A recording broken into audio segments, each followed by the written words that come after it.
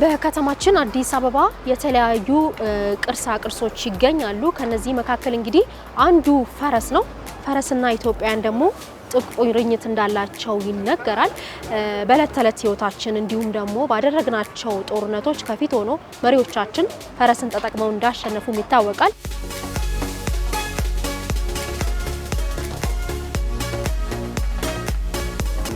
የሚሰራው ፈረስ ነው። በብዙ ነገር የታገለ ነው። ብዙ ታሪክ አለው ነገር ነው። ዝም ብሎ አይደለም ፈረስ አሁን እዚህ ጋር ሲሉ እየተሳላለው ታሪክ ስላለው ነው።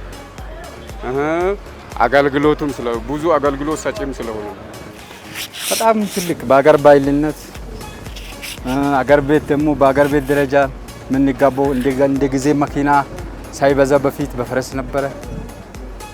ሰርግ ሲሆን በጣም ድምቀት አለው ለኔ።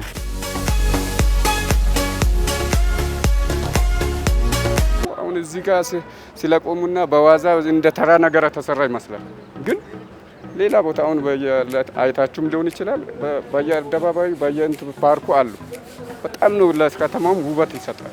ካለው እንስሳት ሁሉ ኢትዮጵያ ውስጥ ብዙ እንስሳት ነው አይደል? የቁም እንስሳት አሉ። ከነሱ ከሁሉም ተመርጦ ፈረስ በየቦታ በየአደባባዩ እንዲሆነ ተደረገበት የራሱ ታሪክ ስላለው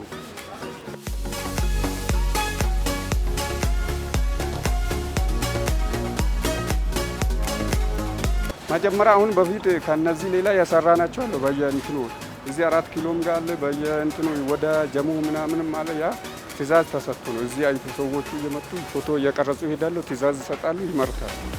ገና ከዚህ ሌላም ይመረታል። አንደኛው የሀገር ባህልንም ያስታውሳል። ሁለተኛ ደግሞ በየፓርኩ ላይ ለማየት ለሚመጣም ሰው በጣም ደስ ይላል፣ ውበት ይጨምራል።